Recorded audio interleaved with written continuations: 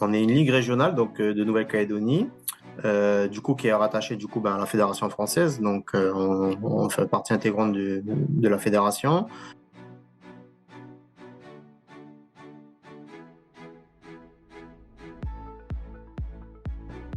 Bonjour à toutes, bonjour à tous, bienvenue sur My UX Experience, la première chaîne YouTube qui ne parle que du basket 3-3. Alors aujourd'hui, deuxième partie avec Stéphane Saminadin. Bonjour Stéphane, Bonjour. merci d'être avec nous pour présenter le basket en Nouvelle-Calédonie. Je vous rappelle, la semaine dernière, on avait fait la présentation avec Stéphane. Et aujourd'hui, il va nous parler un petit peu plus en détail sur le basket en Nouvelle-Calédonie. Alors, bah, Stéphane, on va pas perdre plus de temps. Peux-tu nous présenter la fédération de basket de Nouvelle-Calédonie? Oui, alors en fait on est une ligue régionale donc de Nouvelle-Calédonie, du coup qui est rattachée à la Fédération française. Donc on fait partie intégrante de la fédération. Bon, du fait de l'éloignement et de la distance, on travaille aussi beaucoup avec la FIBA Océanie, donc qui a une filiale du coup en Australie, du côté de Brisbane. Mhm. Donc voilà, on est une petite ligue avec à peu près 1500 joueurs, on va dire grands et petits mélangés, hein, mais ça fait à peu près 1500 joueurs Ouais. sur le territoire. On est divisé, on va dire, là, pratiquement les trois quarts des équipes qui sont sur, on va dire, le Grand Nouméa. Ok, parce que la Calédonie est divisée en trois provinces. Donc, il y a la province sud, la province nord et la province des îles. Donc, sur la province des îles, malheureusement, il n'y a pas d'équipe. Sur la province nord, il y a six ou sept équipes. Donc, mais par contre, vu les distances, compliqué de les jouer souvent. Donc, uniquement les week-ends en général, si le nord et le sud s'affrontent. Et après, il y a un championnat, du coup, qui a lieu, en fait, tous les soirs de semaine, en fait, ou le week-end, selon le planning que la ligue, elle sort, où tout le monde se rencontre avec deux divisions. Donc, il y a une division, on va dire, B, ou, qui est un peu plus loisir, et D'accord. une division un peu A, on va dire, où à peu près, voilà, où ça se dispute un peu le championnat de Calédonie, un peu plus relevé, quoi. Ok. Est-ce que par rapport aux catégories jeunes, bon là on est sur du 5-5, mais c'est intéressant de voir. Donc il y a les seniors, et tu nous as parlé avec les deux divisions. Vous arrivez Ouais. à faire des championnats jeunes, U15, Ah oui, alors il y a U12?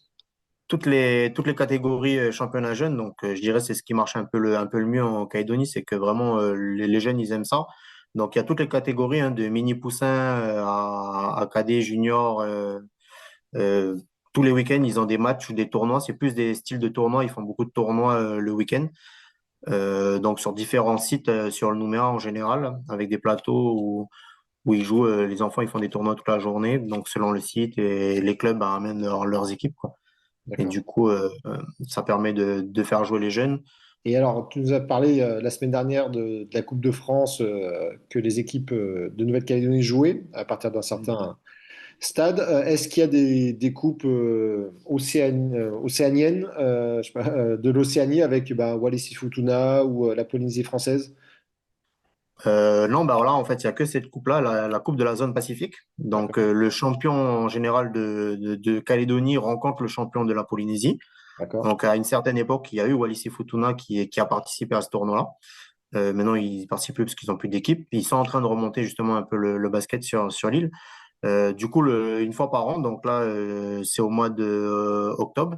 Du coup, ici, cette année, ça se passe en Polynésie. Donc, c'est le club de Dambéa ici qui part du coup sur la Polynésie. Et il y a un seul match, donc éliminatoire. Et le participant, enfin, le vainqueur participera du coup au tournoi N3, des champions N3, là, qui se passe en général au mois de janvier ou février, comme ça. D'accord. Donc maintenant, on va passer sur le 3-3. Alors, on va peut-être pas trop parler de l'équipe de Nouvelle-Zélande masculine, mais plus du 3-3 en général, que ce soit jeune ou le 3-3 en général. Depuis quand le 3-3 est arrivé sur l'île?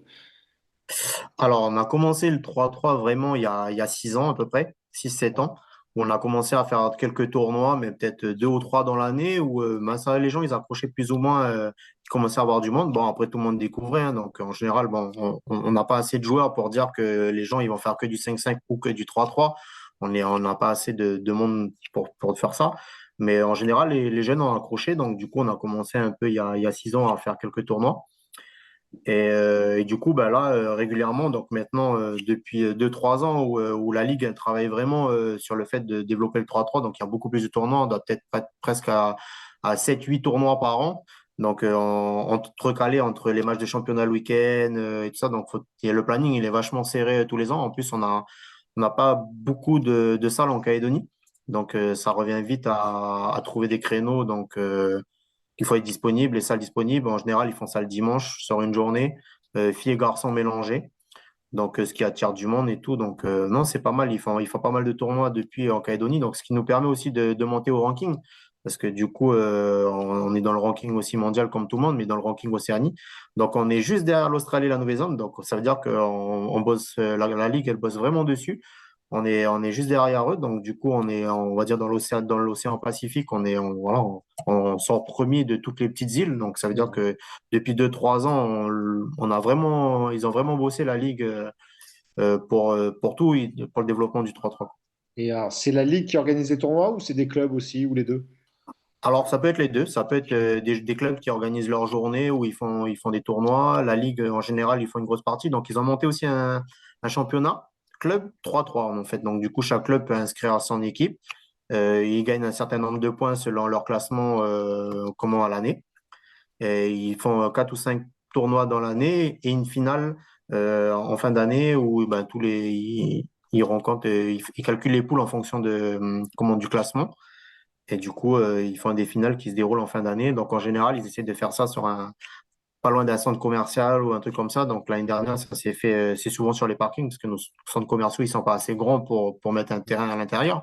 Mais sur le parking, l'année dernière, ils l'ont fait sur un des sites d'une grosse structure. Et ça attire un peu de monde où les gens, ils sont curieux, ils passent, ils regardent et voilà, ça attire du monde, quoi.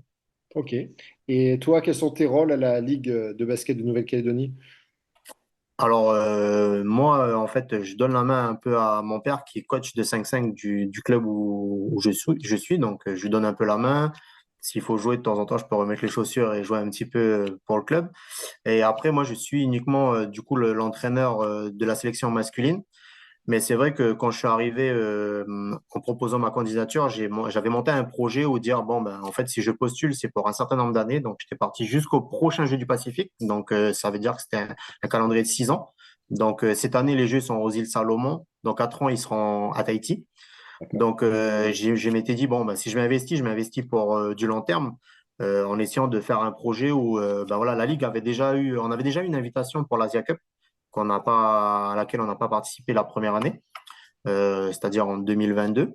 Et du coup, ils avaient proposé, dit, bon, ben, OK, on lance le truc, faut être sérieux et tout pendant un an et qu'on puisse se lancer justement en 2023 et partir sur la première Asia Cup. Donc voilà un peu mon rôle. Donc je suis un peu, on va dire, un peu le moteur pour les garçons de ce projet-là où j'essaie de me démener, d'avoir un peu des contacts un peu partout pour pouvoir booster mes joueurs et puis sortir le maximum à l'étranger, quoi. Et est-ce que très rapidement, comme ça fera la transition pour la semaine prochaine, la Nouvelle-Calédonie dans le 3-3, les quelques dates importantes?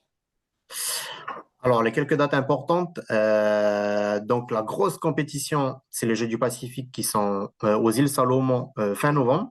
D'accord. Mais avant ça, on part le mois prochain en Nouvelle-Zélande faire un stage du coup à Lindisfarne College. Donc, c'est un à pied. On a un tournoi en fin de stage à Auckland où il y a Piet et Anthony Corban, donc, que tu connais, qui sont les entraîneurs des équipes nationales de Nouvelle-Zélande, qui vont nous organiser un tournoi le dernier week-end où on est. D'accord. Et on va dire 15 jours après ou 3 semaines après, on part à Sydney faire un autre tournoi. Donc là, du coup, on en parlera. On n'a pas déjà participé à l'Asia Cup. Donc, du coup, on s'est fait un peu remarquer. Et du coup, les Australiens essayent de nous inclure dans leur tournoi professionnel, on va dire. Du coup, on En a eu ligue? une invitation. Voilà. Et du coup, une invitation. Donc là, du coup, on commence à lancer J'ai reçu le mail justement hier, donc ça tombe très bien. Et du coup, là, on va lancer les inscriptions et tout pour pouvoir partir justement. Donc là, on a trois échéances d'ici la fin de l'année. Donc, plus un stage en Nouvelle-Zélande, une compétition avant. Donc ça, c'est sur des conseils de Richard, justement, qui nous disait avant de partir au Jeu du Pacifique, qui est nous vraiment notre priorité, c'est bien de faire une compétition avant. Donc on part à Sydney 15 jours avant de partir aux îles Salomon, donc c'est sympa. Et après, le vraiment gros projet, c'est l'année prochaine de repartir à l'Asia Cup au mois de mars. Eh ben, c'est la fin de cette deuxième partie de l'interview de Stéphane. Stéphane, merci de ta présence. Merci. Donc, on se retrouve la semaine prochaine pour la troisième partie. Et tu vas nous parler de la sélection 3-3 de la Nouvelle-Calédonie. Merci de nous avoir suivis et je vous dis à la semaine prochaine. Bye. À la semaine prochaine. Au revoir.